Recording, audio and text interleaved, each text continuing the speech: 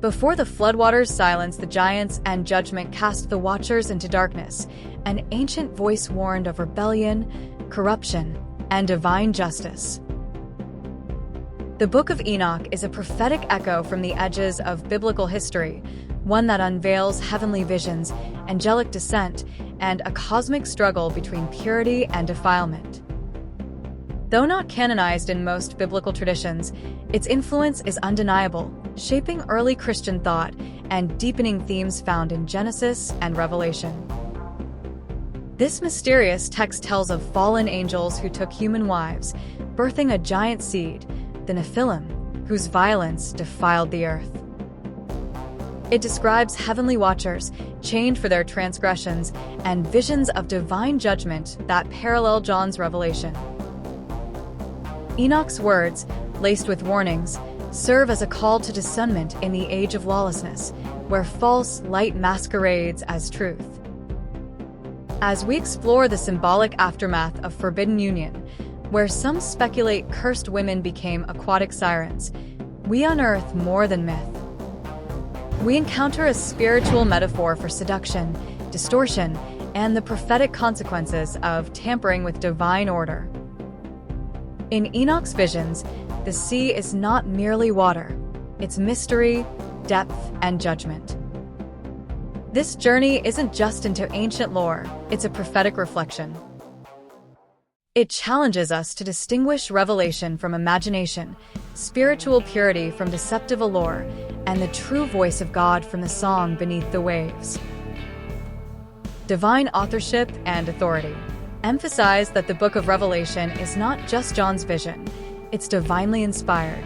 Adding to it is seen as tampering with God's final word.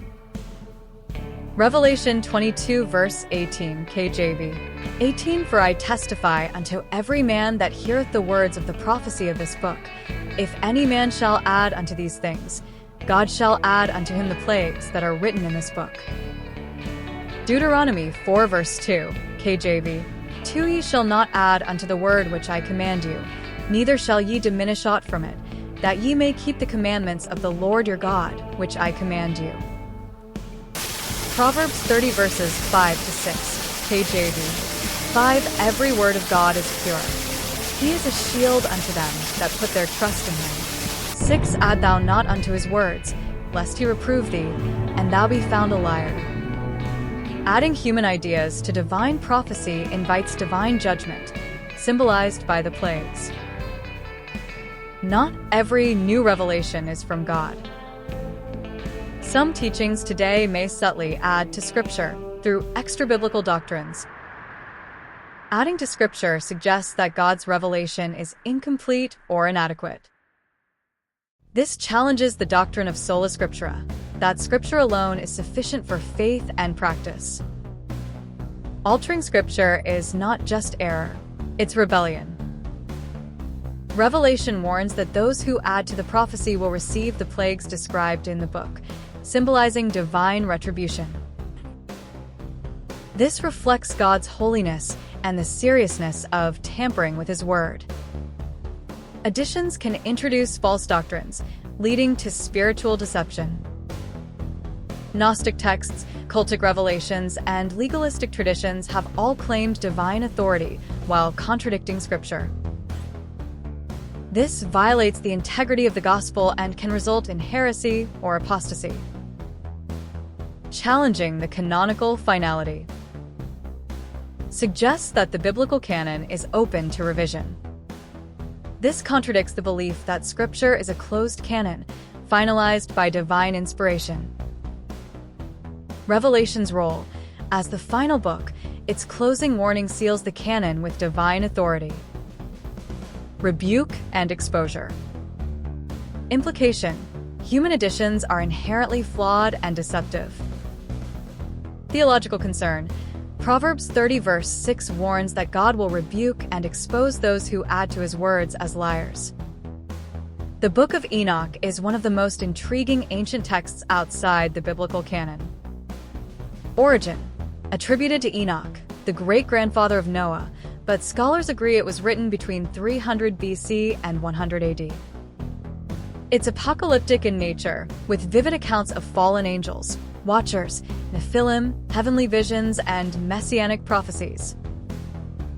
Theological significance. Not canonical. It's not part of the traditional Christian Bible, though the Ethiopian Orthodox Church includes it. Most Protestant and Catholic traditions exclude it due to doctrinal concerns. Not canonical. It's not part of the traditional Christian Bible, though the Ethiopian Orthodox Church includes it. Most Protestant and Catholic traditions exclude it due to doctrinal concerns. Quoted in Jude 14-15 appears to reference Enoch directly, which has sparked debate about its influence and legitimacy. Jude 1 verse 14 KJV 14 And Enoch also, the seventh from Adam, prophesied of these, saying, Behold, the Lord cometh with 10,000s of his saints. Doctrinal misalignment.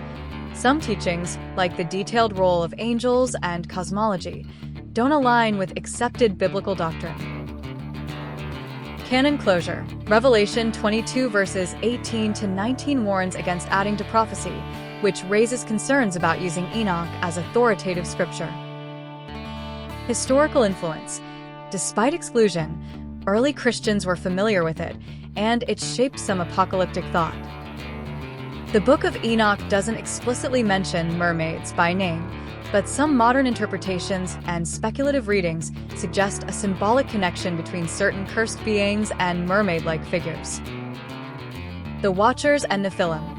Enoch describes fallen angels, watchers, who mated with human women, producing giants, Nephilim. This unholy union led to widespread corruption.